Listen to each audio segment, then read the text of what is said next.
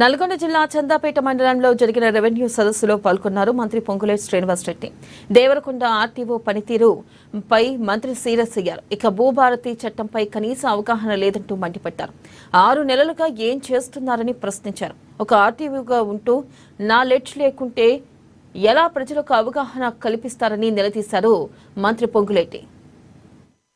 30 సంవత్సరాలు అసలు అవి ఎక్కడున్నాయి, ఆ పట్టాలు ఎట్టా అనేది మాకు అసలు వివరమే తెలియదు. మా పెద్దలు కూడా మాకు ఏం చెప్పలేదు. మేము వాళ్ళ కాలంలో లేవంటే మేము అసలు దీనికి ఎక్కడ ఎన్ని అప్లికేషన్లు పెట్టుకున్నా దానికి రెస్పాన్స్ ఏం లేదు సార్.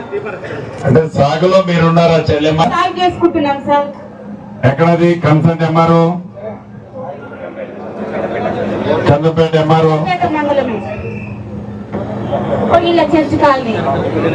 అధికారులు నీ దగ్గరకు వస్తారు. న్యాయమైంది అనిపిస్తుంది, న్యాయమైంది ఉంటే చేసి పెడతాం తప్పకుండా అమ్మా. జన్మలో తెలుగు అర్థమైందా? సబ్జెక్ట్ మీద నీకు గ్రిప్ వెళ్ళాలా? 6 నెలలు అయింది నువ్వు వచ్చి.